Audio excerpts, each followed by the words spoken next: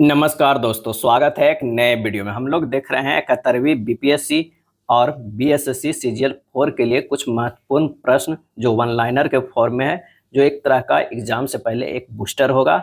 इससे पहले हम प्राचीन भारत का देख चुके हैं वीडियो, आज दूसरा लेकर आए हैं मध्यकालीन भारत का। तो आइए मध्यकालीन भारत का देखते हैं कुछ इंपॉर्टेंट वन लाइनर जो एग्जाम में आने की पूरी संभावना है। बिहार का प्रथम मुस्लिम आक्रांता कौन था? तो बख्तियार खिलजी था। क्या था? बख्तियार खिलजी था। बख्तियार खिलजी भारत के प्रथम मुस्लिम शासक कुतुबुद्दीन ऐबक का एक सेनापति था। बख्तियार खिलजी भारत के प्रथम मुस्लिम शासक कुतुबुद्दीन ऐबक का जो है एक सेनापति था। बख्तियार खिलजी ने बंगाल, बिहार और उड़ीसा में मुस्लिम राज की स्थापना की। क्या है? बंगाल, बिहार, उड़ीसा में मुस्लिम राज की स्थापना की। उस समय बंगाल, बिहार में सेन के शासक लक्ष्मण सेन था। उस समय जो है बंगाल, बिहार में सेन वंश के शासक लक्ष्मण सेन था। बख्तियार खिलजी ने लक्ष्मण सेन के राजधानी नादिया पर अधिकार कर लिया। लक्ष्मण सेन की राजधानी कहाँ था? नादिया था। उस पर जो है अधिकार कर लिया। मोहम्मद गौरी जो है 1175 से 1206 के मध्य जो है भारत में अनेक आक्रमण किया। मोहम्मद गौरी 1175 से 1206 तक के मध्य भारत में अनेक आक्रमण किया। 1175 ईस्वी में मोहम्मद गौरी ने सर्वप्रथम मुल्तान पर आक्रमण किया। कितना? मुल्तान पे आक्रमण किया 1175 में। पृथ्वीराज चौहान तृतीय उस समय दिल्ली अजमेर के शासक थे। पृथ्वीराज चौहान, जिसे पृथ्वीराज तृतीय भी कहा जाता है, दिल्ली अजमेर के शासक थे। मोहम्मद गौरी को 2 बार पराजय का सामना करना पड़ा था। 2 बार सामना करना पड़ा था। भारत में प्रथम बार मोहम्मद गौरी का पराजय जो है 1178 ईस्वी में सोलंकी, जिसे चालुक्य वंश कहते हैं, के शासक मूलराज द्वितीय के शासन काल में नायका देवी के नेतृत्व में हुआ था, माउंट आबू के पास। क्या है? 1178 में सोलंकी यानी चालुक्य वंश के शासक मूलराज द्वितीय के शासनकाल में नायका देवी के नेतृत्व में हुआ था, जब यह मोहम्मद गौरी पराजित हुआ था। अब मोहम्मद गौरी को भारत में दूसरी बार पराजय 1191 ईस्वी में तराइन के प्रथम युद्ध में हुआ था। क्या है? प्रथम युद्ध में हुआ था। तराइन के प्रथम युद्ध में पृथ्वीराज चौहान ने मोहम्मद गौरी को पराजित किया था। और तराइन का द्वितीय युद्ध भी हुआ। तराइन के द्वितीय युद्ध जो 1 साल बाद 1192 ईस्वी में हुआ, पृथ्वीराज चौहान को मोहम्मद गौरी ने पराजित कर दिल्ली अजमेर पर अधिकार कर लिया था। पहले युद्ध में जो है मोहम्मद गौरी पराजित हुआ और दूसरे युद्ध में जो है पृथ्वीराज चौहान पराजित हो गए। पृथ्वीराज रासो की रचना जो है चंद बरदाई ने किया। किसने? चंद बरदाई ने किया। पृथ्वीराज रासो लाहौर निवासी पृथ्वीराज चौहान तृतीय के जो है वो राज कवि थे। जयनक क्या है? जैनक ने पृथ्वीराज विजय और अल्लाह उदल खंड का पुस्तक लिखी। जैनक ने पृथ्वीराज विजय और अल्लाह उदल खंड पुस्तक लिखी है। पृथ्वीराज रासो की पुस्तक में राजपूत की उत्पत्ति पर अग्निकुंड सिद्धांत के द्वारा चौहान, चालुक्य, परमार और प्रतिहार की उत्पत्ति का उल्लेख किया गया है। पृथ्वीराज रासो पुस्तक में जो है राजपूत की उत्पत्ति एक अग्निकुंड से किया गया है, जिसमें चौहान, चालुक्य, परमार और प्रतिहार की उत्पत्ति का उल्लेख मिलता है। मोहम्मद गौरी ने चंदावर के युद्ध में 1194 ईस्वी में जो है जयचंद को पराजित किया। मोहम्मद गौरी ने चंदावर के युद्ध में 1194 ईस्वी में जयचंद को पराजित किया। जयचंद जो है युद्ध में मारा गया। जयचंद को भारत का विश्वासघाती गद्दार भी कहा जाता है। विश्वासघाती या गद्दार कहा जाता है। इल्तुतमिश ने बदायूं में जामा मस्जिद का निर्माण करवाया। इल्तुतमिश ने बदायूं में जामा मस्जिद का निर्माण कराया। ऐबक को बचपन में निसापुर के काजी फखरुद्दीन अब्दुल अजीज कुकी ने एक दास के रूप में खरीदा था। ऐबक को किसने बचपन में निसापुर के काजी फखरुद्दीन अब्दुल अजीज कुकी ने एक दास के रूप में खरीदा था। ऐबक को कुरान खां नाम से भी जाना जाता। किसने? कुरान खां नाम से भी जाना जाता था। गजनी में मोहम्मद गौरी ने ऐबक को खरीदा। फिर गजनी में जो है मोहम्मद गौरी ने ऐबक को खरीदा। गौरी ने ऐबक को अमीर ए आखुर जैसा महत्वपूर्ण पद दिया था। ऐबक ने केवल सिपह सलार और मलिक की उपाधि से संतुष्ट रहा। सिपह सलार और मलिक की उपाधि से संतुष्ट रहा। इन्होंने सुल्तान की उपाधि धारण नहीं या ना ही कभी खुब्बा में नाम जुड़वाया। सुल्तान का जो है उपाधि न तो धारण किया और न ही खुब्बा में नाम जुड़वाया। गौरी के उत्तराधिकारी ने ऐबक को 1208 ईस्वी में दास्ता से मुक्त कर दिया था। गौरी के उत्तराधिकारी ने ऐबक को 1208 ईस्वी में दास्ता से मुक्त कर दिया था। कुब्बत उल इस्लाम और 2.5 दिन का झोपड़ा का निर्माण जो है दिल्ली में जैन और विष्णु मंदिरों के अवशेषों पर और अजमेर में संस्कृत महाविद्यालय के अवशेषों पर जो है बनाया। कुब्बत उल इस्लाम जो है वो दिल्ली में जैन और विष्णु मंदिर के अवशेषों पर बनाया और 2.5 दिन का झोपड़ा अजमेर में संस्कृत महाविद्यालय के अवशेषों पर बनाया। किसने? कुतुबुद्दीन ऐबक ने। कुब्बत उल इस्लाम भारत इस्लामी शासन के दौरान स्थापित भारत का प्रथम मस्जिद है। ऐबक ने अपने गुरु सूफी संत कुतुबुद्दीन बख्तियार काकी की याद में कुतुब मीनार का निर्माण कार्य जो है प्रारंभ करवाया, यानी नींव डाला और शुरुआत कराया, जिसको पूरा जो है इल्तुतमिश ने किया और क्षतिग्रस्त होने पर बाद में फिरोज शाह तुगलक ने मरम्मत करवाया और एक और मंजिल का जो है वो निर्माण करवाया। भारत में मुस्लिम राज के संस्थापक मोहम्मद गौरी था। क्या है? गौरी था। कितने मंजिल है ये भी कभी कभी जो है प्रश्न पूछ लिया जाता है, तो ये कीजिएगा 5 मंजिल है। कितने? 5 मंजिल है कुतुब मीनार। कुतुब मीनार जो है वो 5 मंजिला है। भारत में प्रथम मुस्लिम शासक कुतुबुद्दीन ऐबक था। कुतुबुद्दीन ऐबक। ऐबक के बाद आराम शाह शासक बना। बदायूं के सूबेदार इल्तुतमिश ने आराम शाह को पराजित कर सल्तनत पर अधिकार कर लिया। बदायूं के सूबेदार था इल्तुतमिश, आराम शाह को पराजित किया और सल्तनत पर अधिकार कर लिया, यानी दिल्ली सल्तनत पर। इल्तुतमिश जो है इलाम खान का पुत्र था। इलाम खान का। इल्तुतमिश को कई बार क्रय विक्रय का सामना करना पड़ा था। कई बार क्रय विक्रय का सामना करना पड़ा था। ऐबक इन्हें अंतिम रूप से खरीदा था। क्या है? ऐबक जो है अंतिम रूप से खरीदा था। इल्तुतमिश को इसलिए गुलामों का गुलाम भी कहा जाता है। गुलामों का गुलाम, यानी कुतुबुद्दीन ऐबक तो खुद किसी का गुलाम था और वो गुलाम बनाया था इल्तुतमिश को, तो इसलिए गुलामों का गुलाम कहा जाता है। इल्तुतमिश के समय यल्दौज ने आक्रमण किया, जिसे तराइन के तृतीय युद्ध 1215 एडी में पराजित कर दिया। अगर पूछ लिया जाए तराइन के प्रथम युद्ध में मोहम्मद गौरी और पृथ्वीराज चौहान में, द्वितीय युद्ध में भी मोहम्मद गौरी और पृथ्वीराज चौहान थे, लेकिन तृतीय युद्ध जो हुआ था वो 1215 एडी में हुआ था, इल्तुतमिश और यल्दौज के बीच हुआ था। इससे मध्य एशिया से संबंध विच्छेद इल्तुतमिश ने किया। इन्होंने चंगेज खान के आक्रमण का खतरा 1221 से 27 ईस्वी को चतुराई पूर्वक जो है सामना किया। किसने? इल्तुतमिश ने। इल्तुतमिश ने 1228 ईस्वी में नासिरुद्दीन कुबाचा पर आक्रमण किया। नासिरुद्दीन कुबाचा पर आक्रमण किया। कुबाचा विवश होकर सिंधु नदी में कूदकर आत्महत्या जो है कर लिया।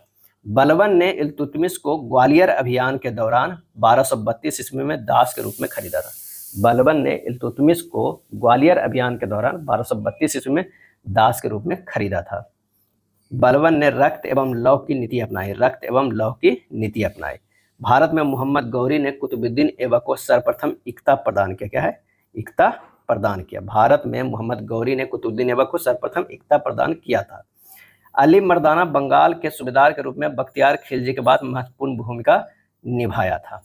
अली मर्दान की हत्या के बाद हिसामुद्दीन ऐबाज एक महत्व तुर्की सरदार था जिसने बंगाल में शासन करने का प्रयास किया। हिसामुद्दीन ऐबाज ने दिल्ली सल्तनत से बगावत कर स्वतंत्र शासक अपने को घोषित किया। राजमहल की पहाड़ियों से तेलियागढ़ी के समीप ऐबाज को पराजित किया गया। राजमहल की पहाड़ियों में तेलियागढ़ी के समीप ऐबाज को पराजित किया गया। इल्तुतमिश ने ऐबाज के स्थान पर मलिक जानी को बंगाल का सूबेदार बनाया। ऐबाज के स्थान पर मलिक जानी को बंगाल का सूबेदार बनाया। गुलाम वंश के प्रथम शासक कुतुबुद्दीन ऐबक था। ऐबक ने लाहौर को अपनी राजधानी बनाकर शासन करना प्रारंभ किया था। भारत में मुस्लिम राज के वास्तविक संस्थापक कौन था? इल्तुतमिश। मुस्लिम राज का जो है वो वास्तविक अगर संस्थापक की बात करें तो वो कौन था वास्तविक संस्थापक? तो वो है इल्तुतमिश। इल्तुतमिश शासक बनने से पूर्व बदायूं का सूबेदार था। क्या? सूबेदार था। इल्तुतमिश लाहौर के स्थान पर दिल्ली को राजधानी बनाया। लाहौर के स्थान पर जो है वो दिल्ली को राजधानी बनाया। इन्होंने इक्ता नामक प्रशासनिक व्यवस्था को लागू किया। इक्ता नामक। इन्होंने चांदी का टंका और तांबा का जितल सिक्के जो है चलाया। इल्तुतमिश तुर्कान ए चहलगामी का गठन किया। यह चारगान केंद्रीय प्रशासनिक कोर समिति थी। इल्तुतमिश भारत के प्रथम वैध मुस्लिम शासक था जिन्हें खलीफा से अनुमति का वैधता पत्र प्राप्त हुआ। इल्तुतमिश भारत के प्रथम वैध मुस्लिम शासक था जिन्हें खलीफा से अनुमति का वैधता पत्र जो है प्राप्त हुआ।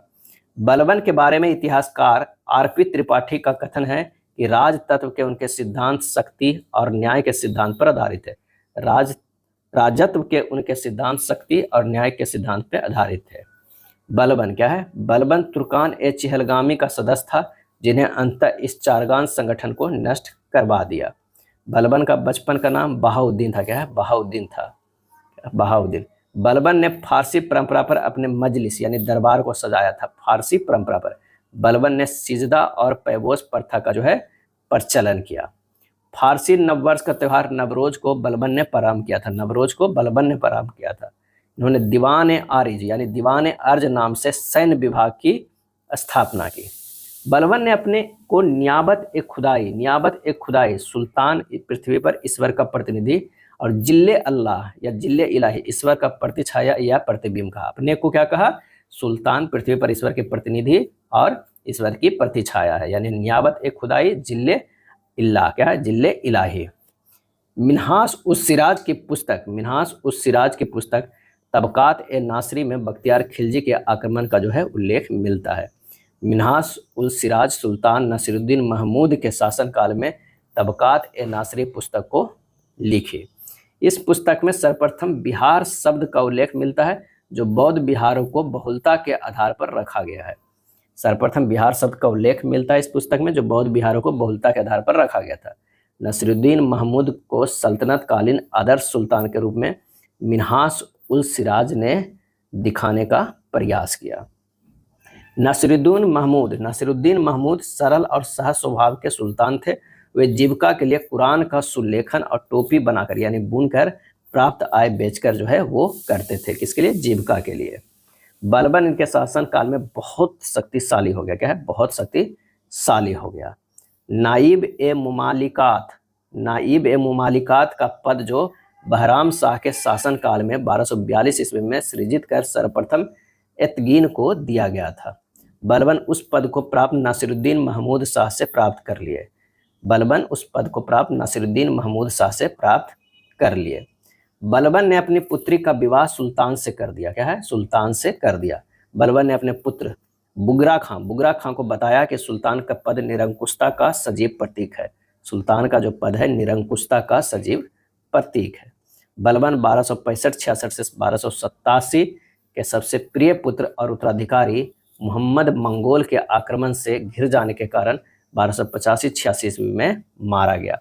बलबन के सबसे प्रिय पुत्र और उत्तराधिकारी मोहम्मद जो है मंगोल के आक्रमण से घिर जाने के कारण 1285-86 ईस्वी में मारा गया। तुगरिल खां का विद्रोह 1279 ईस्वी में बंगाल में बलबन के शासनकाल में हुआ था। तुगरिल खां का विद्रोह। रजिया सुल्तान एकमात्र महिला जो मध्यकाल में दिल्ली की सत्ता पर आसीन हुई, जिन्हें दिल्ली के जनता ने चुना था। इनकी असफलता का मूल कारण महिला होना था, जिसके कारण विद्रोह हुआ। सुल्तान ने उलूग खां की उपाधि दी थी। क्या है? उलूग खां की।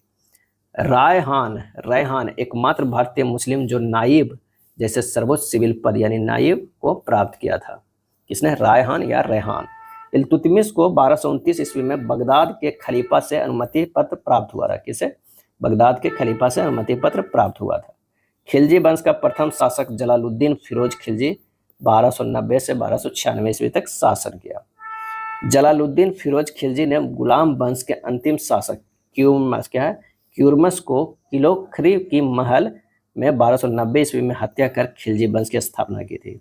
जलालुद्दीन फिरोज खिलजी जो है वो गुलाम वंश के अंतिम शासक क्यूरमस को किलोखरी की महल में 1290 ईस्वी में हत्या कर खिलजी वंश की स्थापना की। डॉक्टर एल श्रीवास्तव के अनुसार जलालुद्दीन खिलजी दिल्ली का प्रथम तुर्की सुल्तान था, जिसने उदार निरंकुशतावाद के सिद्धांत को अपने सामने रखा।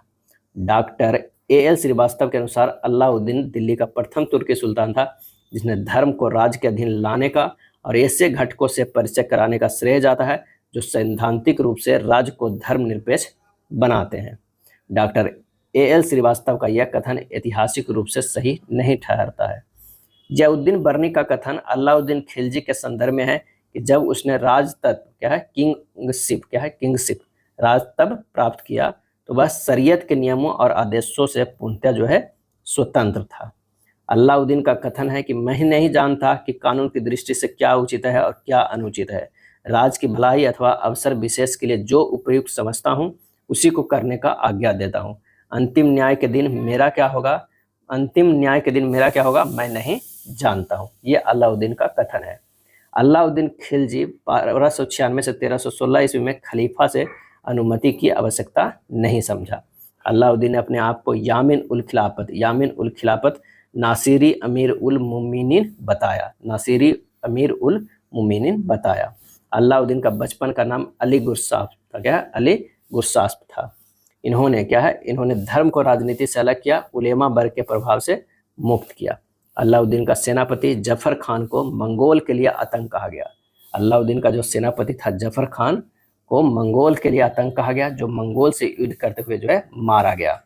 अलाउद्दीन के सेनापति नुसरत खान गुजरात अभियान के दौरान हिजरा जो था मलिक काफूर को 1000 दिनार में खरीदा था नुसरत खान, इस कारण इसे 1000 दिनारी भी कहा जाता है।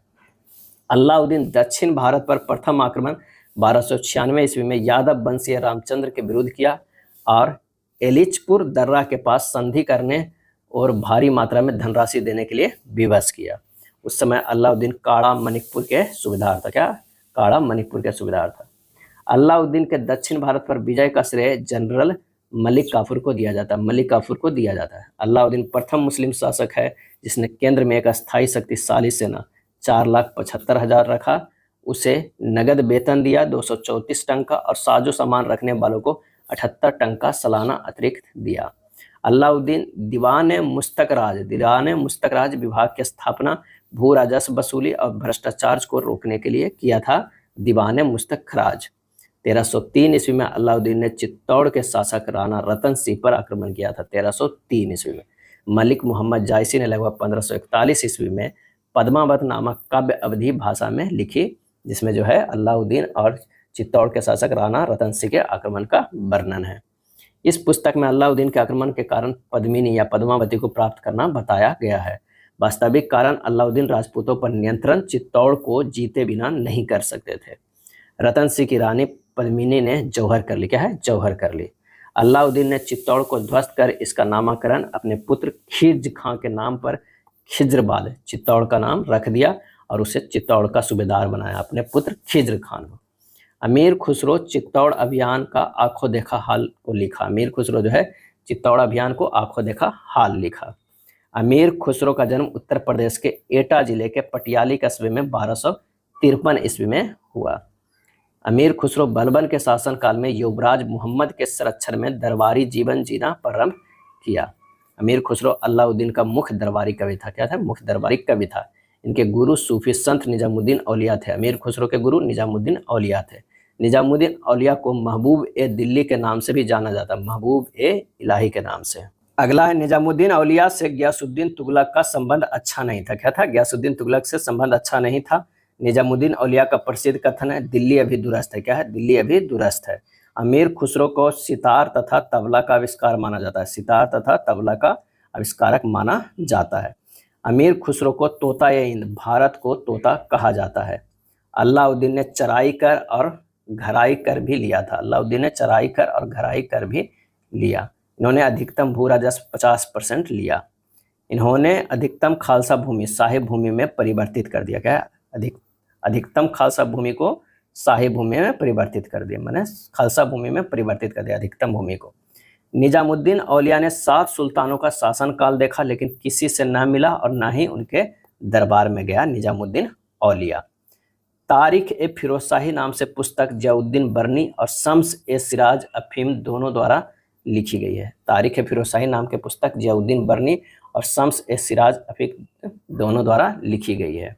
अलाउद्दीन खिलजी धर्म को राजनीति से अलग रखा, लेकिन खलीफा का विरोध नहीं किया।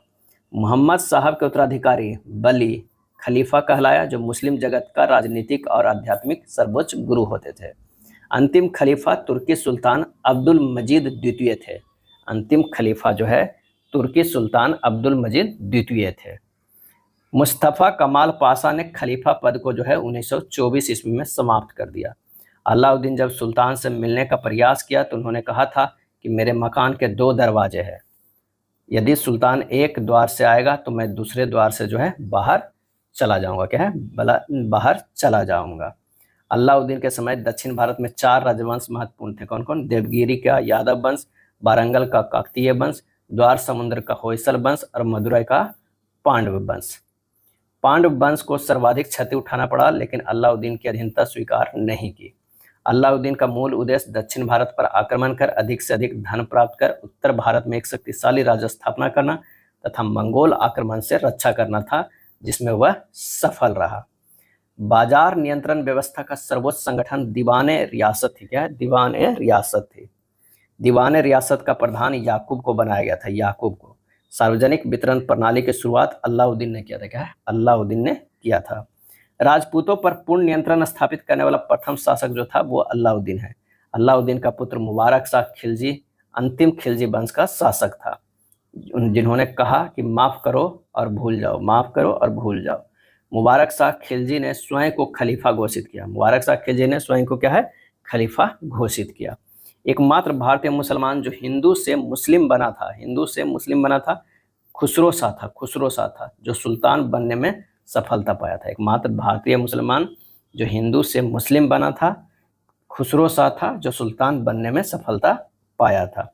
खुसरो शाह ने 1320 ईस्वी में मुबारक शाह खिलजी को पराजित कर सत्ता पर अधिकार कर लिया।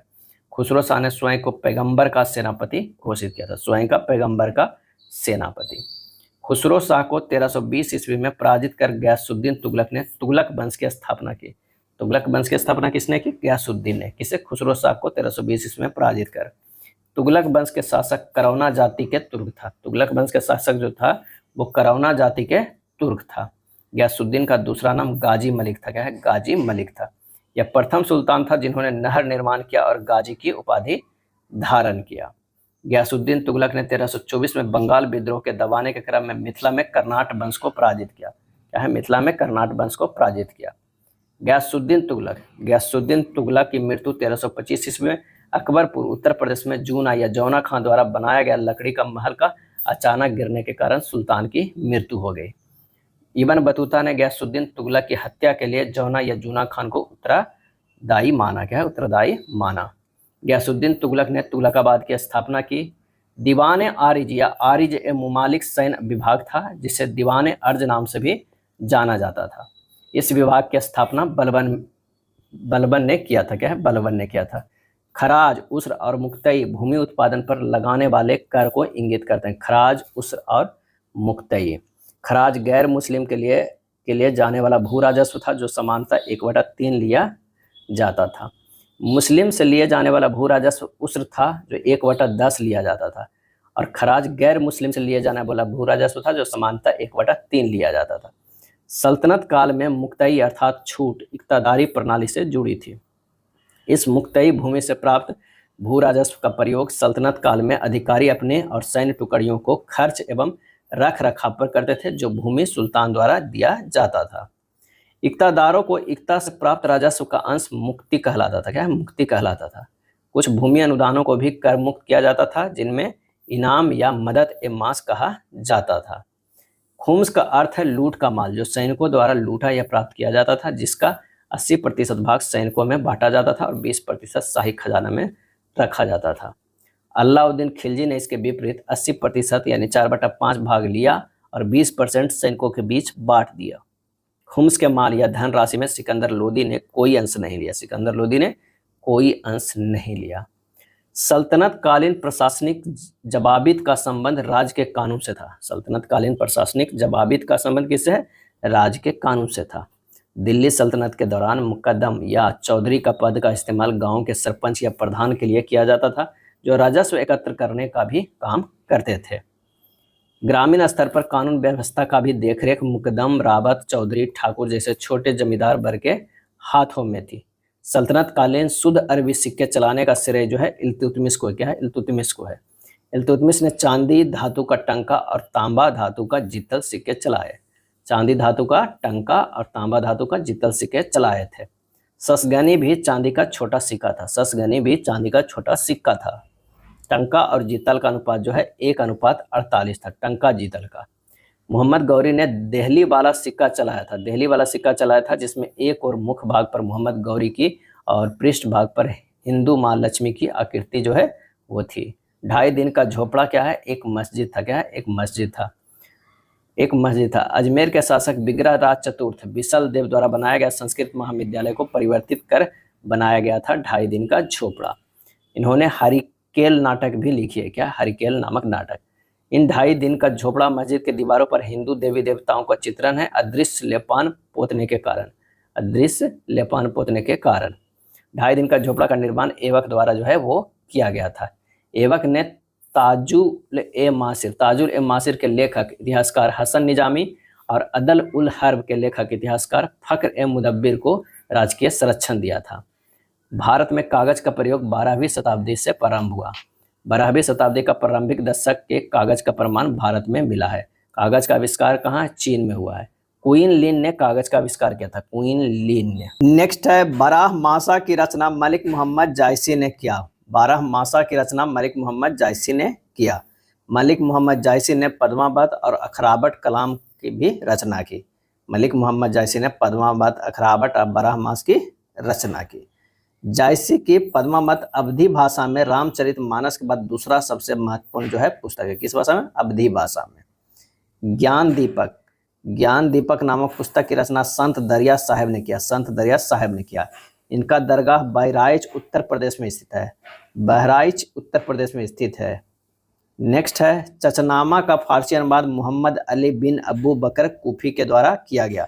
मोहम्मद अली बिन अबू बकर कूफी के द्वारा किया गया।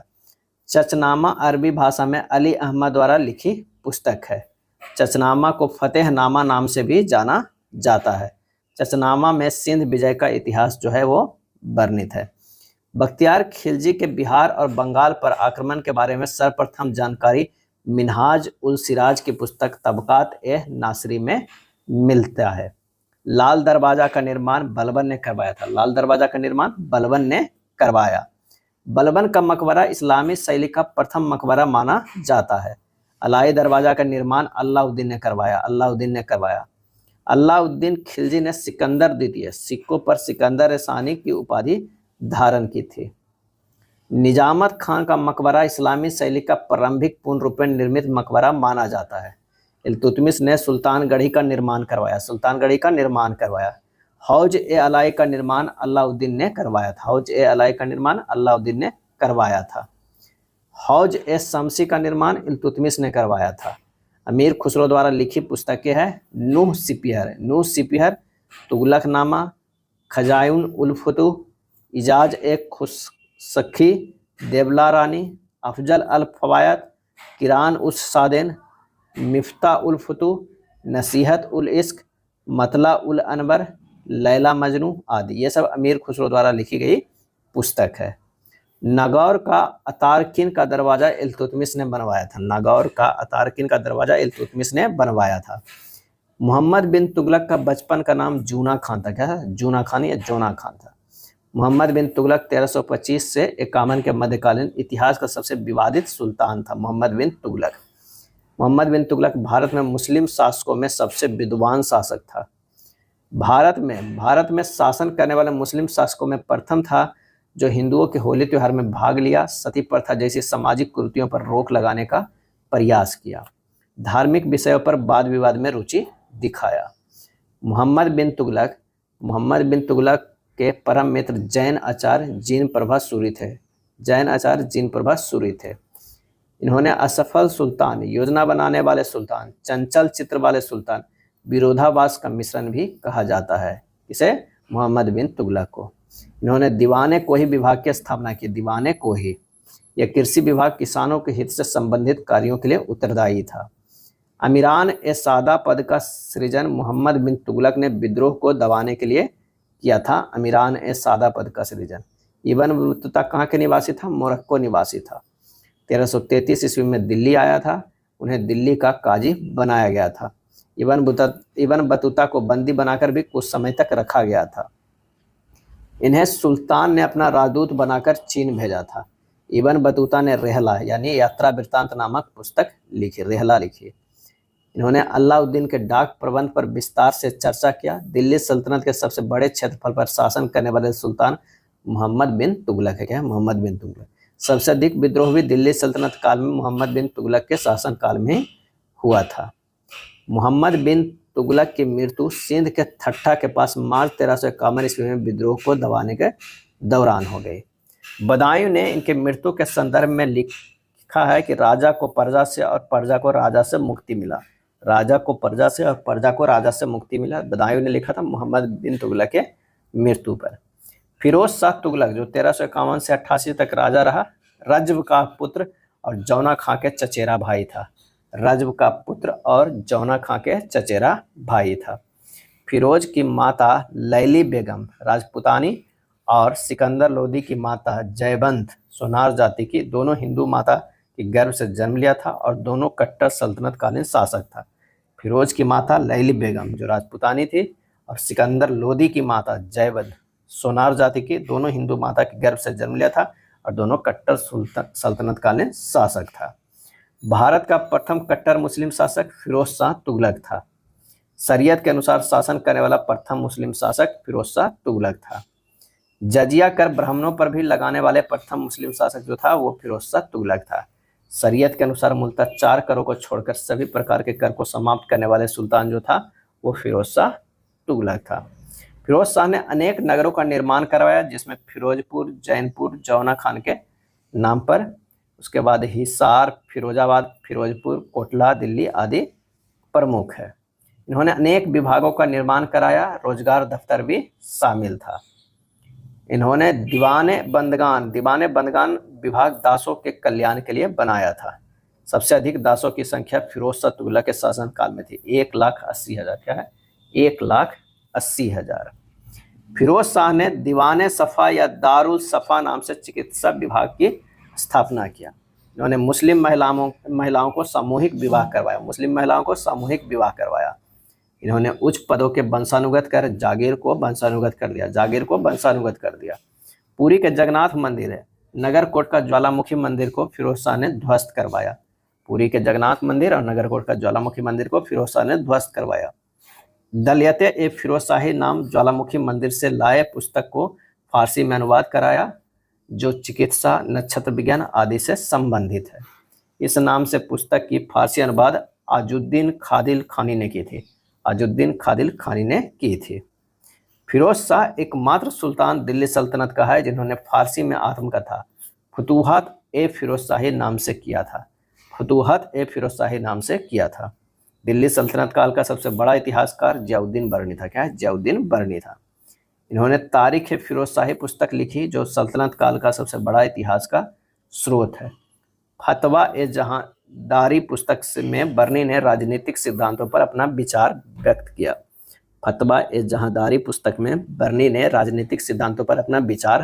व्यक्त किया। है। राजकीय खर्च पर हज की व्यवस्था फिरोज शाह तुगलक किया था। सबसे अधिक नहर बनाने वाला दिल्ली सल्तनत का सुल्तान फिरोज शाह था। फिरोज शाह ने 5 महत्वपूर्ण नहर का निर्माण करवाया। शरीयत के मान्यता के अपवाद में फिरोज शाह ने सिंचाई कर लागू किया, जो हिक्स उल सर्व नाम से जाना जाता था, जो 10% था। तुगलक वंश का अंतिम शासक नसीरुद्दीन महमूद शाह था। 1394 से 1414 ईस्वी तक शासन रहा। नसीरुद्दीन महमूद शाह के बारे में कहा जाता है कि दिल्ली के सुल्तान का शासन दिल्ली से पालम तक था। क्या है? दिल्ली के सुल्तान का शासन दिल्ली से पालम तक था। नासिरुद्दीन महमूद शाह के शासन काल में 1398 ईस्वी में तैमूर लंग ने भारत पर आक्रमण कर दिल्ली तक लूटपाट किया। तैमूर लंग ने पंजाब पर अधिकार कर खिज्र खां को उसका प्रभारी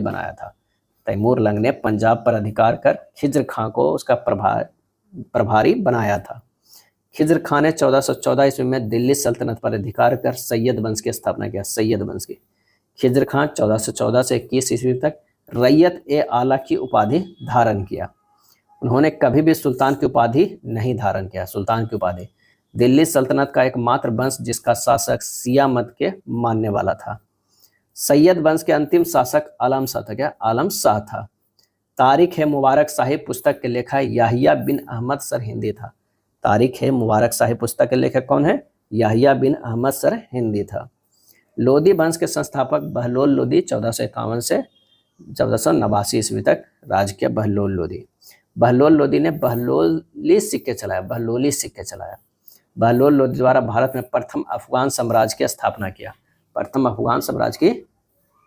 किया गया। बहलोल लोदी द्वारा अफगानियों को आमंत्रित किया गया, जो भारी संख्या में आया, जिसका तुलना इतिहासकारों ने चींटियों के झुंड से किया। बहलोल लोदी द्वारा अफगानियों को आमंत्रित किया गया, जो भारी संख्या में आया, जिसका तुलना इतिहासकारों ने चींटियों के झुंड से किया है। बहलोल लोदी ने कभी भी गद्दी या सिंहासन पर बैठकर फैसला नहीं किया। लोदी वंश के महानतम शासक सिकंदर लोदी 1489 से 1517 ईस्वी तक जो है वो शासन किया। इन्होंने सरदारों पर पूर्ण नियंत्रण स्थापित किया। इनका बचपन का नाम निजाम खान था। क्या है? निजाम खान था। नेक्स्ट है, इन्होंने गुलरुखी नाम से कविता लिखे। गुलरुखी नाम से कविता लिखे। सिकंदर लोदी ने गजे सिकंदरी 39 अंगुल का जो 30 इंच का भूमि मापन के लिए एक प्रमाणिक पद्धति का प्रयोग किया था। सिकंदर लोदी ने नगरकोट के ज्वालामुखी मंदिर को तोड़ा। सिकंदर लोदी ने नगरकोट के ज्वालामुखी मंदिर को तोड़ा। वहां से प्राप्त पुस्तकों में से एक पुस्तक को फारसी में अनुवाद फरहंगे सिकंदरी नाम से करवाया, जो आयुर्वेदिक पर पुस्तक है। आयुर्वेदिक पर पुस्तक है। इन्होंने लज्जत ए सिकंदर शाही की रचना गान विद्या पर करवाया था। लज्जत ए सिकंदर शाही की रचना गान विद्या पर करवाया था। सिकंदर लोदी ने 1504 ईस्वी में आगरा शहर की स्थापना की। सिकंदर लोदी ने 1506 ईस्वी में सिकंदर लोदी ने आगरा शहर को दिल्ली सल्तनत की राजधानी बनाया। नेक्स्ट है, आगरा को राजधानी बनाने का एक उद्देश्य राजपूतों पर नियंत्रण प्रभावी ढंग से स्थापित करना था।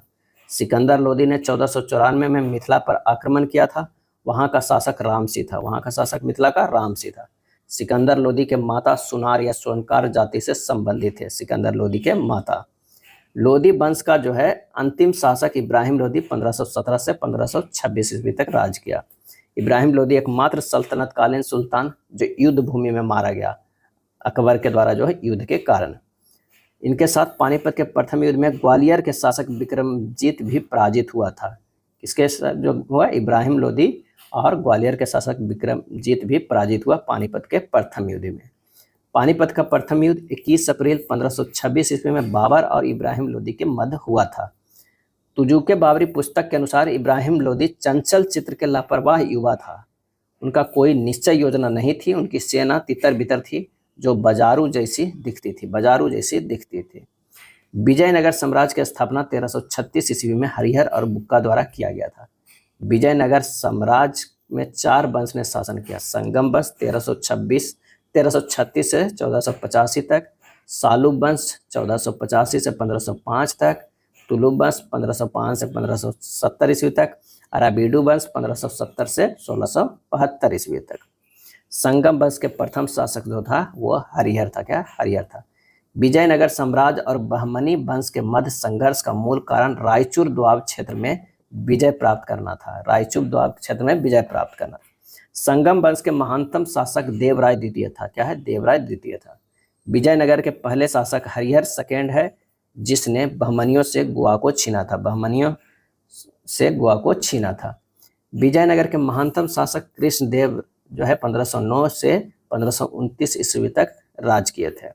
कृष्णदेव राय तुलु वंश के शासक थे। क्या है? तुलु वंश के राजा कृष्णदेव राय ने गोलकुंडा का युद्ध कुली कुतुब शाह के विरोध में किया था। कुली कुतुब शाह के विरोध में किया था। कृष्णदेव राय ने उड़ीसा के राजा को भी पराजित किया। उड़ीसा के राजा को भी पराजित किया। विजयनगर साम्राज्य के वित्तीय व्यवस्था का आधार भू राजस्व थी। भू राजस्व थी। अथावन यानी उठावने विजयनगर साम्राज्य में भू राजस्व विभाग थी।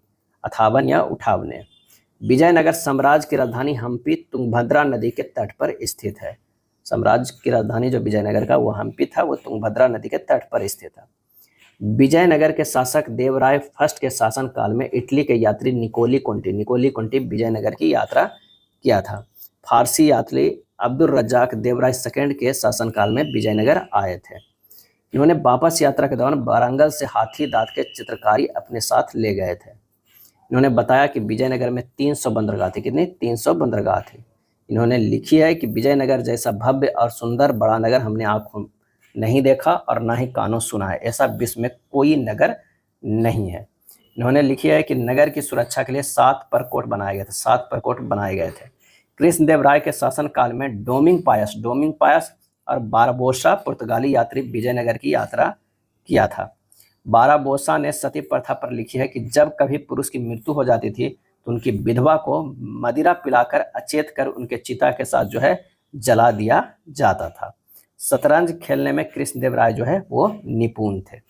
विजयनगर साम्राज्य का सबसे बड़ा उत्सव महानवमी डिब्बा रामनवमी चबूतरा थी। फरनाओ नूनीज पुर्तगाली यहूदी व्यापारी जो विजयनगर की यात्रा अच्युत देव राय के शासनकाल में किया था। नेक्स्ट है, कृष्णदेव राय द्वारा तेलुगु भाषा में अमुक्त माल्याद और संस्कृत भाषा में जाम्बत्ती कल्याणम पुस्तक लिखी गई। इसके अतिरिक्त मदालसा चरित्र, सत्यवधु परिणाम, रस मंजरी, उषाहरण आदि पुस्तक भी लिखी है। अमुक्त माल्याद पुस्तक से प्रशासनिक व्यवस्था और लोकहित के विषय में लिखी है। अमुक्त माल्याद पुस्तक में प्रशासनिक व्यवस्था और लोकहित का विषय का वर्णन मिलता है। कृष्णदेव राय ने माता नागलंबा के नाम पर नागलापुरम यानी नागलमपुरम की स्थापना की, माता के नाम पर। नेक्स्ट है, कृष्णदेव राय ने भटकल में पुर्तगालियों के लिए बस्ती स्थापित करने का अनुमति दिया था। भटकल में पुर्तगालियों के लिए बस्ती स्थापित करने का अनुमति दिया था। विजयनगर साम्राज्य पतन तालिकोटा के युद्ध हुआ था। विजयनगर साम्राज्य का पतन तालिकोटा के युद्ध में हुआ था। 23 जनवरी 1565 ईस्वी में तालिकोटा का युद्ध विजयनगर और बहमनी राज्यों के बीच हुआ। उस युद्ध में बीजापुर, अहमदनगर, गोलकुंडा और बीदर भाग लिया था। बरार इसमें शामिल नहीं हुआ था। बरार जो है शामिल नहीं हुआ था। इस युद्ध में विजयनगर सेना का नेतृत्व राम राय ने किया था। राम राय को हुसैन निजाम शाह ने हत्या कर दिया। तालिकोटा के युद्ध के समय जो है विजयनगर के तुलु वंश के शासक सदाशिव राव था। तालिकोटा के युद्ध के समय विजयनगर के तुलु वंश के शासक सदाशिव राव था। इस युद्ध में विजयनगर के वैभव और भव्यता जो है वो नष्ट हो गई। चंद्रगिरी के गवर्नर तिरुमल ने 1570 ईस्वी में एक नया वंश की स्थापना किया, जिसे अराविडु वंश के नाम से जो है जाना जाता है। रूसी यात्री अफनासी निकितन भारत आया था, जिन्होंने विजयनगर की पतनशील स्थिति का उल्लेख किया था।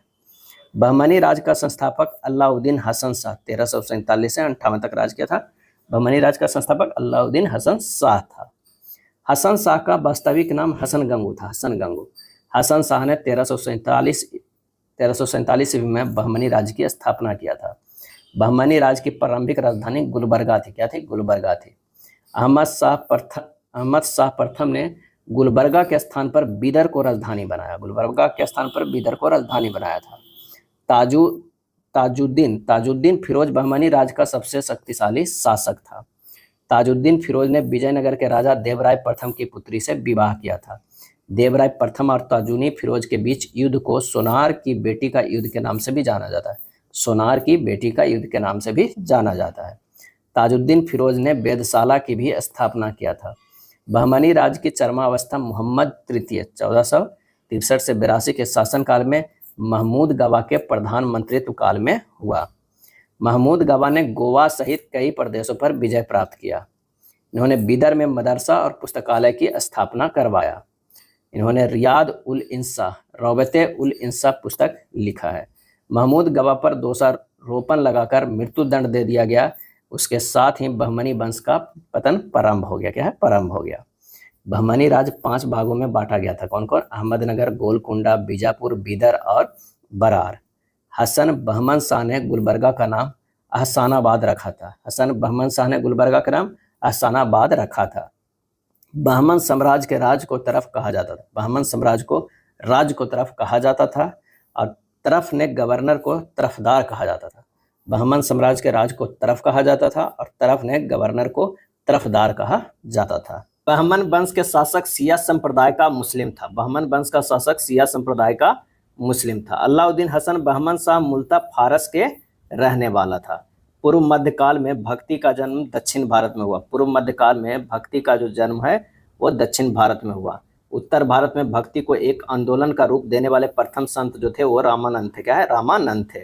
रामानंद ने भक्ति को दक्षिण से लाकर उत्तर भारत में प्रचार प्रसार किया। रामानंद ने राम नाम को लोकप्रिय बनाया। रामानंद के 12 शिष्यों में सर्वश्रेष्ठ कबीरदास अपने को सिद्ध किया। कबीरदास निर्गुण संत थे, जिन्होंने राम नाम का अभिप्राय अविनाशी, अगोचर, अनंत, अलख, निरंजन, घटघट वासी के रूप में लिया, दशरथ पुत्र राम नहीं। कबीरदास प्रथम बड़े संत थे जिन्होंने इस अवधारणा को गलत साबित किया कि मोक्ष प्राप्ति के लिए गृह त्याग करना और सन्यासी होना अनिवार्य है। भक्ति आंदोलन के संतों के मध्य एक बात जो समान रूप से सब पर लागू होती है कि सभी संतों ने अपनी वाणी को उसी भाषा में उपदेश दिया और पुस्तक लिखी जो जनता की भाषा थी, जिसमें वे पढ़ और समझ सकते थे। इसमें क्षेत्रीय भाषाओं का विकास किया गया। तुलसीदास द्वारा रामचरितमानस अवधी भाषा में अकबर के शासनकाल में लिखी गई पुस्तक है। रामचरितमानस को उत्तर भारत के जनता का कंठाहार कहा जाता है। क्या है? कंठाहार कहा जाता था। सूरदास ने सूरसागर और साहित्य लहरी जैसी पुस्तक की रचना की। सूरदास ने सूरसागर और साहित्य लहरी जैसी पुस्तक की रचना की। भारत में सबसे प्राचीन सूफी सिलसिले चिश्ती सिलसिले हैं। चिश्ती सिलसिले भारत में सबसे लोकप्रिय सिलसिले भी क्या है? चिश्ती सिलसिले है। भारत में चिश्ती सिलसिले के संस्थापक सूफी संत ख्वाजा मोइनुद्दीन चिश्ती थे। मोइनुद्दीन चिश्ती ने अजमेर को अपना केंद्र बनाया था। मोइनुद्दीन चिश्ती के गुरु ख्वाजा उस्मान हारूनी थे। ख्वाजा उस्मान हारूनी थे। भारत में शेख बहाउद्दीन जकारिया ने सुहरावार्दी सिलसिले की स्थापना की।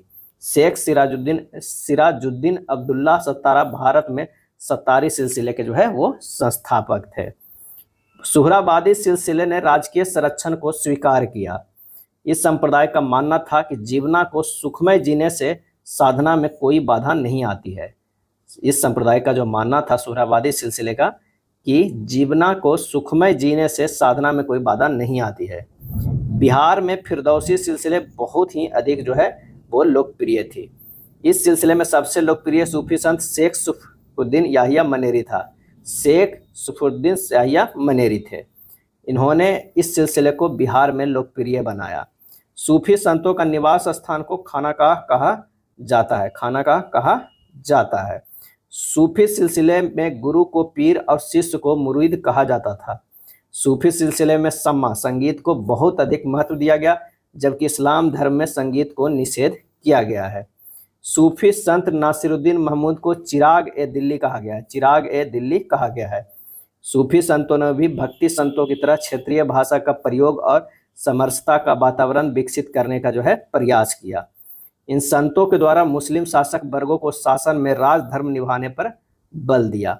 सूफी संतों और भक्ति संतों के माध्यम से भारत में हिंदू और मुस्लिम संतों के मध्य एकता स्थापित करने में भी महत्वपूर्ण भूमिका निभाया गया। नेक्स्ट देखते हैं, कश्मीर में ऋषि सिलसिला के संस्थापक शेख नूरुद्दीन हैं। कश्मीर में ऋषि सिलसिला के संस्थापक शेख नूरुद्दीन हैं। भारत में मुगल वंश के संस्थापक कौन है? तो बाबर है। 1526 से 30 तक जो है राज किया था बाबर। बाबर का तैमूर लंग के 5वीं पीढ़ी उमर शेख मिर्जा और चंगेज खां के 14वें वंशज कुतलुग निगार खानम से जन्म 14 फरवरी 1483 ईस्वी में फरगाना राज्य में हुआ था। मात्र 11 वर्ष की उम्र में शासक, सबसे कम उम्र में शासक बनने वाले मुगल शासक बना था कौन? बाबर। मुगल जो है चागताई जाति के तुर्की था। चागताई जाति के तुर्की था। चागताई नाम मंगोल शासक चंगेज खान के द्वितीय पुत्र के नाम पर पड़ा था।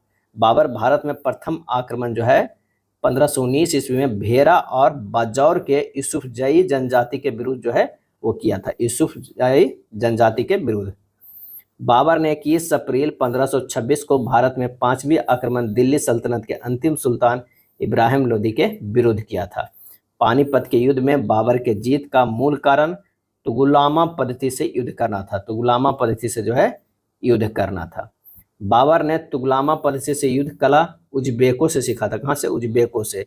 उज्बेकों के प्रसिद्ध नेता शैबानी खां बाबर का कट्टर शत्रु था। उज्बेकों के प्रसिद्ध नेता शैबानी खां बाबर का जो है वो क्या था? कट्टर शत्रु था। पानीपत के प्रथम युद्ध में बाबर ने भारत में सर्वप्रथम तोप का प्रयोग किया था। मुस्तफा और उस्ताद अली बाबर के प्रसिद्ध तोपची था। मुस्तफा और उस्ताद अली बाबर के प्रसिद्ध तोपची था। इस युद्ध के साथ ही भारत में दिल्ली सल्तनत और लोदी वंश का अंत हुआ और तैमूरियन वंश, मुगल वंश जो 1526 से 1857 ईस्वी तक राज किया की स्थापना हुआ। शेर खां यानी शेर शाह ने हुमायूं को यह प्रस्ताव दिया था कि यदि उसे बंगाल पर अधिकार करने दिया गया तो बिहार को समर्पित कर देगा और 10 लाख दिनार को वार्षिक श्रद्धांजलि अर्पित करेगा। हुमायूं 1530 से 40 तक, अब पुनः 1555 से 56 तक राज किया और सबसे कट्टर दुश्मन जो था वो शेरशाह साबित हुआ। क्या? शेरशाह साबित हुआ। हुमायूं ज्योतिष विद्या में क्या है? ज्योतिष विद्या में विश्वास करता था। हुमायूं की जीवनी गुलबदन बेगम ने हुमायूंनामा से लिखी है। हुमायूंनामा से लिखी है। हुमायूंनामा पुस्तक के अनुसार बाबर की मृत्यु इब्राहिम लोदी का माता द्वारा दिया गया बीज से हुआ था। हुमायूंनामा पुस्तक के अनुसार बाबर की जो है मृत्यु इब्राहिम लोदी का माता द्वारा दिया गया बीज से हुआ था। बाबर और राणा सांगा संग्राम सिंह, राणा सांगा को संग्राम सिंह भी नाम था, के मध्य 17 मार्च 1527 ईस्वी में खानवा का युद्ध हुआ था। इसमें राणा सांगा घायल हुआ था, जिसे संभवतः विष देकर हत्या 1528 ईस्वी में कर दिया गया। खानवा के युद्ध ने मुगल को भारत में राजनीतिक स्थिरता प्रदान किया। खानवा के युद्ध ने मुगल को भारत में राजनीतिक स्थिरता प्रदान किया। बाबर ने इस युद्ध में जिहाद का नारा दिया तथा गाजी की उपाधि धारण किया। चित्तौड़ में राजपूतों के सिर का मीनार निर्माण किया। चित्तौड़ में राजपूतों के सिर का मीनार निर्माण किया था। बाबर ने आत्मकथा तुजुके ए बाबरी पुस्तक में उत्तर भारत का सबसे शक्तिशाली राजपूत शासक राणा सांगा को बताया है। बाबर ने भारत का सबसे शक्तिशाली शासक कृष्णदेव राय को बताया है। तुर्की मुगलों का मातृभाषा थी, जिसमें भाषा में तुजुके बाबरी पुस्तक लिखी गई थी। तुर्की मुगलों की मातृभाषा थी, जिसमें भाषा में जो है तुजुके बाबरी पुस्तक लिखी गई थी। इस पुस्तक का फारसी में अनुवाद 1589 ईस्वी में अब्दुल रहीम खाना खान ने किया था। इस पुस्तक का अंग्रेजी में सबसे बेहतर प्रारंभिक अनुवाद मिसेज बेबरीज ने बाबरनामा नाम से की थी। अगला है, हुमायूं को शेर शाह ने चौसा के युद्ध 1539 और बिलग्राम का युद्ध 1540 में पराजित कर भारत से बाहर कर दिया। लेन पुन ने हुमायूं की मृत्यु पर लिखी है कि हुमायूं का अर्थ होता है भगवान, लेकिन यह अभागा मुगल बादशाह था जो जीवन भर भटकता रहा और सीढ़ी से लड़खड़ाता कर गिर जाने के कारण इसकी मृत्यु हो गई। हुमायूं ने सूर वंश के कमजोर उत्तराधिकारी का लाभ उठाकर 1555 ईस्वी में मछीवाड़ा और सरहिंद के युद्ध में पराजित कर खोई सत्ता पर पुनः अधिकार कर लिया। शेर शाह 1540 से 45 ईस्वी तक राज किए। भारत में द्वितीय अफगान राज की स्थापना की। शेर शाह का बचपन का नाम क्या था? फरीद था और इनके पिता का नाम हसन मियाँ था। इनका जन्म 1472 ईस्वी में बजबाड़ा गुरदासपुर पंजाब में हुआ था। बिहार के नुहानी या लोहानी वंश के शासक मोहम्मद शाह बहार नुहानी के पुत्र युवराज जलाल खान को शेर से रक्षा करने के कारण इन्हें फरीद को शेर खान की उपाधि दिया था। शेर खान ने हुमायूं को पराजित करने के बाद शेर शाह की उपाधि धारण कर दिल्ली सल्तनत पर जो है अधिकार कर लिया। शेर शाह ने सामेल युद्ध 1543 ईस्वी में मारवाड़ के शासक मालदेव से करने को दौरान कहा था कि एक मुट्ठी बाजरे के लिए मैं हिंदुस्तान का साम्राज्य खो दी थी। शेर शाह ने सामेल युद्ध 1543 ईस्वी में मारवाड़ के शासक मालदेव से करने के दौरान कहा था कि एक मुट्ठी भर बाजरे के लिए मैं हिंदुस्तान का साम्राज्य खो दी थी। कालिंजर के शासक किरत सिंह के विरुद्ध युद्ध करने के दौरान उक्का नाम के अग्नियास्त्र का कालिंजर के किला के दीवार से टकराकर वापस बारूद के ढेर में विस्फोट होने के कारण शेर शाह बुरी तरह से घायल हो गए। नेक्स्ट है, कालिंजर विजय का समाचार तो चुने, लेकिन कुछ क्षण बाद 22 मई 1545 ईस्वी में इनकी मृत्यु हुई। कालिंजर विजय का समाचार तो सुने, लेकिन कुछ क्षण बाद 22 मई 1545 ईस्वी में इनकी मृत्यु हो गई। शेर शाह सूरी का उत्तराधिकारी इस्लाम शाह सूरी 1545 से 53 एडी तक राज किए। इस्लाम शाह ने अपनी सैन्य टुकड़ियों को 200, 250 एवं 500 की इकाइयों में विभाजित किया था, जो अकबर के मनसबदारी प्रथा का पूर्व संस्करण माना जाता है। चुनार किला को पूर्व का प्रवेश द्वार कहा गया है। चुनार मिर्जापुर जिले में स्थित चूना पत्थर के लिए विख्यात है। हुमायूं ने चुनार दुर्ग पर प्रथम बार आक्रमण 1532 ईस्वी में किया था, जिसके बाद शेर शाह ने हुमायूं की अधीनता स्वीकार कर लिया। हाजी बेगम ने ईरानी वास्तुकार मीरक मिर्जा धियास बेग के द्वारा हुमायूं का मकबरा का जो है निर्माण करवाया। हाजी बेगम ने जो है वो ईरानी वास्तुकार मीरक मिर्जा धियास बेग के द्वारा हुमायूं का जो है मकबरा का क्या किया? निर्माण करवाया। नेक्स्ट है, यह मकबरा अकबर कालीन प्रथम महत्वपूर्ण स्थापत्य कला का जो है वो क्या है? उदाहरण है। शेर शाह के मकबरा का वास्तुकार मोहम्मद अलीवाल खान था। शेर शाह ने स्वयं मकबरा का निर्माण करवाया था, जिसे पूरा इस्लाम शाह ने करवाया था। शेर शाह का मकबरा सासाराम में शेर शाह के व्यक्तित्व का विराट रूप है। हुमायूं द्वारा लड़े गए युद्ध का क्रम देवरा यानी दोहारिया, चौसा, कन्नौज और सरहिंद है। दोहारिया का युद्ध 1532 ईस्वी में लड़ा गया था। शेर शाह ने पहले हजरत ए आला की उपाधि धारण किया, फिर सुल्तान ए आदिल की। 26 जून 1539 ईस्वी में शेर शाह और हुमायूं के बीच जो है चौसा का युद्ध हुआ। इस युद्ध में शेरशाह ने हुमायूं को पराजित कर फरीद अल दिन शेरशाह की उपाधि धारण किया था। शेरशाह का कार्यों प्रारंभिक का प्रयोगशाला सासाराम थी, जहां के जागीर के प्रबंधक के रूप में ख्याति अर्जन किया था। अकबर का जन्म जो है 15 अक्टूबर 1542 ईस्वी में कश्मीर के अमरकोटक के राजपूत शासक बिरसाला के महल में हमीदा बानो बेगम के गर्भ से हुई। अकबर का मृत्यु 25 अक्टूबर 1605 ईस्वी में किससे हुआ? पेचिश रोग के कारण हुई। क्या? पेचिश रोग के कारण हुए। इनका प्रारंभिक शिक्षक अब्दुल लतीफ था। इनका आध्यात्मिक गुरु फतेहपुर सिकरी के सूफी संत शेख सलीम चिश्ती थे। शेख सलीम चिश्ती के आशीर्वाद से उनके बड़े पुत्र सलीम का जो है जन्म हुआ था। अकबर का राजनीतिक गुरु संरक्षक बैरम खान था। क्या है? बैरम खान था। अकबर का धाय माता पालन पोषण करने वाली महम अंग था। क्या है? महम अंगा था। इनका दूध भाई आदम, क्या है? दूध भाई आदम खान यानी महम अंगा के पुत्र था। अख्ता खां के हत्या के आरोप में अकबर ने आदम खान के हत्या कर दिया। आदम खान का हत्या कर दिया।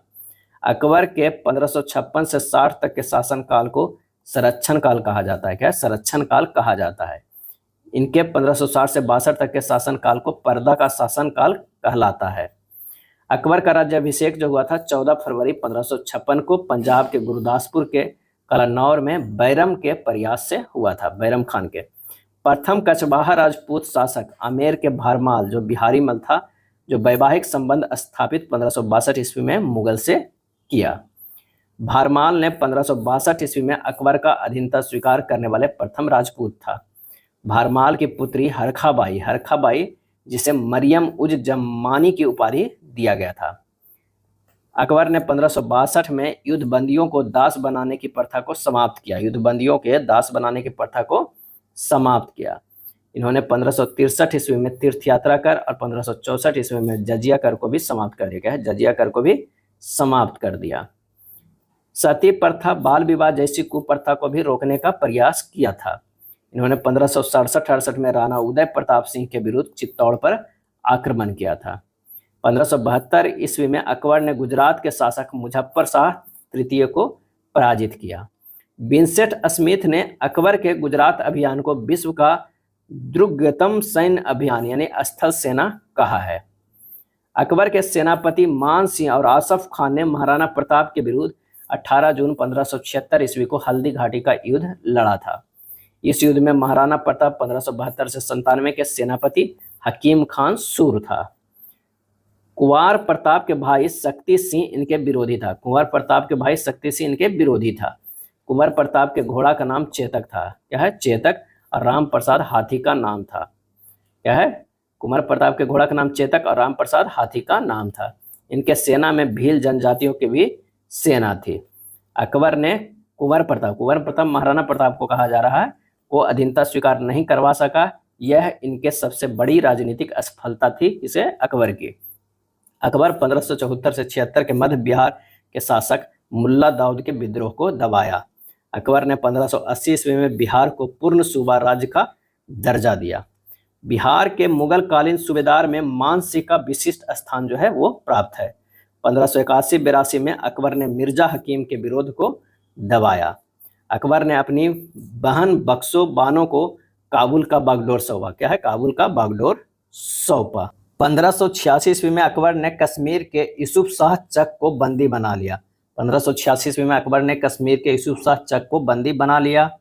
यूसुफ शाह चक का मकबरा नालंदा में स्थित है। कहाँ? नालंदा में स्थित है। अकबर द्वारा लड़ा गया अंतिम युद्ध खानदेश के विरुद्ध 1601 ईस्वी में था।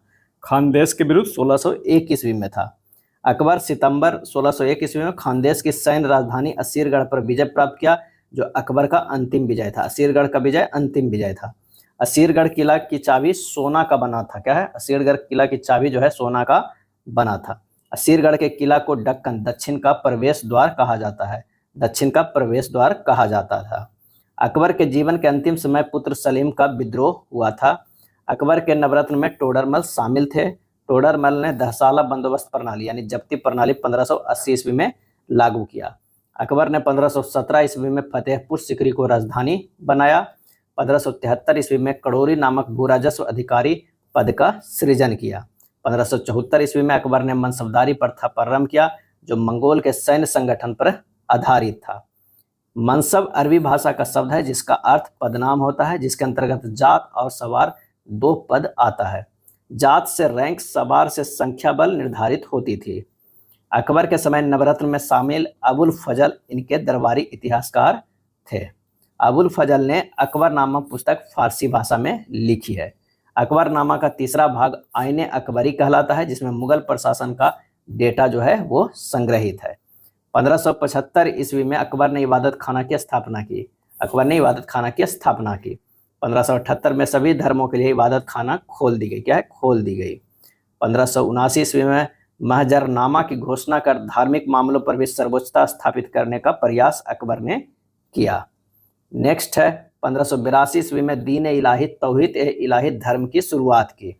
इस धर्म का सबसे महत्वपूर्ण बात यह थी कि अनुयायियों को सम्राट के प्रति पूर्ण समर्पण आस्था रखना था। नेक्स्ट है बीरबल को छोड़कर कोई बड़े हिंदू इसे स्वीकार नहीं किया। मानसी ने इसे मानने से इनकार कर दिया था। क्या था? तो वो था दीन इलाही। क्या है? दीन ए इलाही। दीन ए इलाही संबत अकबर ने 1583 ईस्वी में चलाया। भूमापन के लिए गज ए इलाही भी अकबर ने चलाया था। अकबर के नवरत्न में तानसेन प्रसिद्ध जो है संगीतज्ञ थे। क्या है? संगीतज्ञ थे। तानसेन के बारे में अबुल फजल ने लिखी है कि ऐसा संगीतज्ञ 1000 वर्षों में नहीं जन्म लिया। तानसेन अकबर ने दरबार में आने से पूर्व रीवा के रामचंद्र बघेल के दरबार में रहते थे। रीवा के रामचंद्र बघेल के दरबार में रहते थे। इनके गुरु स्वामी हरिदास थे। क्या है? हरिदास थे। तानसेन का वास्तविक नाम रामतनु पांडे। क्या है? रामतनु पांडे था। बीरबल का वास्तविक नाम महेश दास था। क्या है? महेश दास। अकबर ने तानसेन को मियाँ यानी विद्वान, ज्ञानी, निपुण, कंठभरण, क्या है? कंठभरण, बीना विलास की उपाधि दी थी। आर पी त्रिपाठी ने अकबर के बारे में लिखा है कि भारत के एकीकरण के बाद वह मध्य पूर्व और पश्चिम एशिया को एक करना चाहता था, जो एक विश्व साम्राज्य की स्थापना की ओर एक महत्वपूर्ण जो है कदम था। फतेहपुर सीकरी स्थित प्रसिद्ध बुलंद दरवाजा जामा मस्जिद का दक्षिणी प्रवेश द्वार जो है बनता है। फतेहपुर सीकरी स्थित प्रसिद्ध बुलंद दरवाजा जामा मस्जिद का दक्षिणी प्रवेश द्वार बनता है। जब्ती प्रणाली अकबर की उपज थी। जब्ती प्रणाली में भूमि सर्वेक्षण, भू राजस्व निर्धारण के लिए दस्तूरुल अमल था। जब्ती खासरे की तैयारी पर आधारित थी। भू राजस्व का कनकुत प्रणाली भी मुगल काल में, विशेषकर औरंगजेब काल में प्रसिद्ध थी। इस प्रणाली में भू राजस्व का निर्धारण एक निश्चित अनुपात में विभाजित किया जाता था। कनकुत प्रणाली को नस्क या मुक्ताई प्रणाली भी कहते हैं। भू राजस्व का एक प्रणाली गल्ला बख्शी या बटाई थी, जो 3 प्रकार की थी: खेत बटाई, लंक बटाई और रास बटाई। मनसबदारी प्रथा में 2 अस्पा और सिंह अस्पा प्रथा को जहांगीर ने चलाया, जो क्रमशः सवार पद के 2 गुना और 3 गुना से संबंधित था। इसके अंतर्गत बिना जात बढ़ाए सवार यानी सेना बढ़ाने से था। प्रत्येक मनसबदार में एक जागीरदार होते थे, लेकिन प्रत्येक जागीरदार मनसबदार नहीं भी हो सकते थे। प्रत्येक मनसबदार एक जागीरदार होते थे, लेकिन प्रत्येक जागीरदार जो है मनसबदार नहीं भी हो सकते थे। मनसबदार को सिविल और सैन्य दोनों प्रकार के दायित्व को निर्वहन करना पड़ता था। सबसे अधिक हिंदू मनसबदारों की संख्या औरंगजेब के शासनकाल में थी, जिसमें हिंदू मनसबदार की संख्या का अधिकांश छोटे पर्दों तक सीमित थी। मुगल काल में सबसे बड़ा मनसबदार दारा सिकों का था, 80,000 का था। मुहतबिस पद का सृजन औरंगजेब ने किया। क्या है? औरंगजेब ने किया। मुहतबिस यह नैतिक अधिकारी था जिसका कार्य आचरण का जांच करना था। मुस्लिम जनता शरीयत के अनुसार आचरण करता है या नहीं, यह देखना मुहतसिब का कार्य था। मुगल काल में मदद ए मास विद्वानों एवं धार्मिक लोगों को दी जाने वाली राजस्व मुक्त अनुदान भूमि को कहा जाता था। सयूर गाल भी इसे कहा जाता था। सयूर गाल भी इसे कहा जाता था। दान दी जाने वाली समस्त भूमि को निरीक्षण सद्र करते थे। क्या है? सद्र करते थे। मुगल काल में काजी उल कुजात यह प्रधान काजी था तथा न्याय विभाग का प्रमुख होता था। मुगल काल में चित्रकारी की शुरुआत बाबर द्वारा किया गया। उनके दरबार में बिहजात चित्रकार रहते थे, जिन्हें पूर्व का राफेल जो है कहा जाता है। अकबर ने अनुवाद विभाग की स्थापना किया और अब्दुस समद और मोहम्मद हुसैन कश्मीरी को उसका जो है प्रभारी बनाया। अबुल फजल ने 17 चित्रकारों की सूची दी थी। कितने चित्रकारों की? 17 चित्रकारों की। अकबर ने अब्दुस समद सीरी कलम का और मोहम्मद हुसैन को जरीन कलम की उपाधि दिया था। अकबर ने अब्दुल समद सीरी कलम का अब्दुल समद को सीरी कलम का और मोहम्मद हुसैन को जरीन कलम की उपाधि दिया था। अकबर के काल में सबसे बड़ा चित्रकार कहार पालकी बाहक के पुत्र दासबंद था। क्या है? दासबंद था। अकबर के दरबार में बसावन, मुकुंद, केशवलाल, माधव, जगन्नाथ, महेश, खेमकरण, सांबल, हरिवंश आदि। जहांगीर का शासनकाल चित्रकला के लिए जो है स्वर्णकाल माना जाता है। जहांगीर स्वयं का चित्रकला का विशेषज्ञ था। जहांगीर के दरबार में उस्ताद मंसूर, दौलत, फारूक, अबुल हसन, बिशन दास आदि प्रसिद्ध जो है वो चित्रकार था। अगला है बिशन दास को फारस घराने के चित्र बनाने के लिए जहांगीर ने भेजा था। बिशन दास को फारस घराने के चित्र बनाने के लिए जहांगीर ने भेजा था। जहांगीर ने अबुल हसन का नादिरुज्जमा और उस्ताद मंसूर को नादिर उल उस्त की उपाधि दिया था।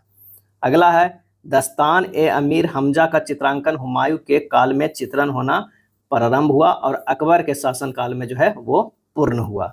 दस्तान ए अमीर हमजा का चित्रांकन में मीर सैयद अली तथा अब्दुल सम्मद का महत्वपूर्ण योगदान दिया था। यूरोपीय चित्रकारी का प्रवेश अकबर के काल में हुआ। यूरोपीय चित्रकारी का प्रवेश जो है अकबर के काल में हुआ। अकबर के काल के चित्रकार का उल्लेख अकबरनामा में अबुल फजल ने किया है। अबुल फजल ने जहांगीर के सिंहासनारोहण का एक चित्र बनाया था। उस चित्र को तुजुके जहांगीरी के मुख्य पृष्ठ पर लगाया गया था। तुजुके जहांगीरी जहांगीर की आत्मकथा है जिसे मोतबिंद खां ने पूरा किया था। निजामुद्दीन अहमद द्वारा लिखित पुस्तक तबकात ए अकबरी मुगल कालीन इतिहास की महत्वपूर्ण जो है वो पुस्तक है। तबकात ए अकबरी जिसे कभी कभी अबुल फजल के अकबरनामा से अधिक विश्वसनीय जो है वो माना जाता है। अबुल फजल की हत्या जो है 1602 ईस्वी में जहांगीर के कहने पर वीरदेव सिंह बुंदेल ने किया था। फतुहात ए आलमगीरी पुस्तक के लेखक ईश्वरदास नागर हैं। मध्यकाल में भारत का राजभाषा क्या था? फारसी है। क्या मध्यकाल में भारत का राजभाषा फारसी है? 7 मार्च 1835 ईस्वी में विलियम बेटिक ने फारसी के स्थान पर अंग्रेजी को राजभाषा बनाया। पानीपत का द्वितीय युद्ध 5 नवंबर 1556 ईस्वी को अकबर और हेमचंद विक्रमादित्य यानी हेमू के जो है मध्य हुआ। इस युद्ध में मुगल का नेतृत्व बैरम खान कर रहा था। बैरम खान जो है खान शिया मत के मानने वाला था। कश्मीर का अकबर सुल्तान जैनुल आबदीन को कहा जाता है। जैनुल आबदीन ने संस्कृत के अनेक पुस्तकों को फारसी में अनुवाद करवाया। इन्होंने अपने दरबार में श्री भट्ट और मंसूर बिन अहमद जैसे चिकित्सक को जो है संरक्षण दिया। सूरत बंदरगाह को मुगल काल में काबुल का मक्का यानी मक्का द्वार कहा जाता था। काबुल का मक्का द्वार कहा जाता था। इसे सूरत बंदरगाह को। सूरत बंदरगाह उस समय हज यात्रा के लिए जो है प्रमुख बंदरगाह थी। इसे पश्चिम एशिया का प्रवेश द्वार भी कहा जाता है। पश्चिम एशिया का प्रवेश द्वार भी कहा जाता था। सूरत मुगल काल में सबसे समृद्ध बंदरगाह नगर थी। क्या है? सबसे समृद्ध बंदरगाह नगर थी। सूरत क्या है? सूरत वस्त्र उद्योग और हीरा की कटाई और पॉलिशिंग के प्रमुख केंद्र के रूप में जो है वो विख्यात है। गुरु गोविंद सिंह का जन्म 22 दिसंबर 1666 ईस्वी में पटना में हुआ था। इनके पिता का नाम गुरु तेग बहादुर था जिनको 1675 ईस्वी में औरंगजेब ने फांसी दे दी। तेग बहादुर सिख के 9वें गुरु थे जिन पर विद्रोही राजकुमार अकबर को आर्थिक सहयोग और समर्थन करने का आरोप लगाया गया था। औरंगजेब ने तेग बहादुर को इस्लाम धर्म स्वीकार करने या मृत्युदंड को स्वीकार करने का विकल्प दिया था। गुरु ने सर दिया लेकिन सम्मान नहीं। सिख के 5वें गुरु अर्जुन देव को जहांगीर के विद्रोही पुत्र राजकुमार खुसरो को सहयोग देने के आरोप में 1606 ईस्वी में मृत्युदंड दे दिया गया। गुरु गोविंद सिंह के माता का नाम गुजरी देवी था। क्या है? गुजरी देवी था। 7 अक्टूबर 1707 ईस्वी में गुरु गोविंद सिंह की हत्या नांदेड़ में गोदावरी नदी तट पर कर दिया गया। सिख तीर्थ स्थल तख्त श्री हरिमंदिर जी पटना साहिब जिसे दूसरा सबसे पवित्र तख्त माना जाता है स्थित पटना सिटी में स्थित है। मियाँ मीर ने 1688 ईस्वी में स्वर्ण मंदिर का प्रथम ईंट यानी नींव रखा था। मियाँ मीर ने स्वर्ण मंदिर का प्रथम ईंट। मियाँ मीर एक सूफी संत थे। स्वर्ण मंदिर का निर्माण 5वें सिख गुरु अर्जुन देव ने करवाया। इस स्वर्ण मंदिर क्या है? इस स्वर्ण मंदिर के ऊपरी आवरण में स्वर्ण महाराजा रणजीत सिंह ने जो है वो लगवाया था। शिवाजी का राजधानी कहाँ थे? रायगढ़ थी। क्या थे? रायगढ़ थे। शिवाजी 6 जून 1674 ईस्वी में रायगढ़ में पंडित गंग भट्ट पंडित विश्वेश्वर भट्ट से राज्याभिषेक करवाया। शिवाजी इस अवसर पर मराठा कुलभूषण, छत्रपति हैदर धर्मद्वारक, गौ ब्राह्मण संरक्षक, परिपालन जैसे उपाधि धारण किया। शिवाजी ने अपने को सिसोदियों यानी महाराणा प्रताप का वंशज घोषित किया। शिवाजी ने अपने को सिसोदियों यानी महाराणा प्रताप का वंशज घोषित किया। शिवाजी फिरोज शाह और औरंगजेब दो बार जो है राज्याभिषेक करवाया। शिवाजी फिरोज शाह और औरंगजेब जो है वो दो बार राज्याभिषेक करवाया था। शिवाजी पर सबसे अधिक प्रभाव माता जीजाबाई का था। क्या है? माता जीजाबाई का था। शिवाजी के गुरु समर्थ रामदास थे, जिन्होंने दासबोध नामक पुस्तक की रचना की। शिवाजी के दरबार में अष्टप्रधान रहते थे, जिसमें सबसे महत्वपूर्ण मंत्री जो है पेशवा होते थे। क्या है? पेशवा होते थे। शिवाजी के अष्टप्रधान 8 मंत्रियों का समूह था। सर ए नौबत सेनापति को कहा जाता था। सर ए नौबत। बाकिया नसीब क्या है? बाकिया नसीब जो है मंत्री राज दरबार के दैनिक कार्यों को देखते थे। क्या करते थे? दैनिक कार्यों को देखते थे। नेक्स्ट है सचिव सुरून 20 राजकीय पत्र व्यवहार का कार्य जो है वो क्या करते थे? देखते थे। क्या है? देखते थे। चलिए नेक्स्ट है सुमंत। सुमंत विदेश मंत्री को और अमित मजुमदार वित्त विभाग के प्रभारी को जो है वो कहा जाता था। पंडित राव धार्मिक कार्यों के प्रधान होते थे। अष्ट दिग्गज कृष्णदेव राय के दरबार में 8 कवियों या विद्वानों का समूह था। अष्ट दिग्गज में अल्लाह सिंह पेदना सबसे जो है महत्वपूर्ण था। आंध्र भोज, आंध्र पितामह, अभिनव भोज, यवन राज, स्थापनाचार्य जैसे उपाधि कृष्णदेव ने धारण किया था। कृष्णदेव क्या है? कृष्णदेव का शासनकाल तेलुगु साहित्य का स्वर्ण काल माना जाता है। तेनाली रामकृष्ण द्वारा पांडुरंग महात्म्य पुस्तक लिखी गई थी। तेनाली रामकृष्ण द्वारा पांडुरंग महात्म्यम पुस्तक लिखी गई है। तेलुगु साहित्य का शास्त्रीय युग कृष्णदेव के शासनकाल को कहा जाता है। तेलुगु साहित्य का शास्त्रीय युग कृष्णदेव के शासनकाल को कहा जाता है। सरंजामी प्रथम मराठा के भू राजस्व प्रशासन से संबंधित थी। सरंजामी भूमि मराठा जागीरदारों को निर्वहन करने के लिए प्रदान की जाती थी। मयूर सिंहासन पर बैठने वाला अंतिम मुगल बादशाह मोहम्मद शाह है। 1719 से जो है 1748 ईस्वी तक राज किया है मोहम्मद शाह।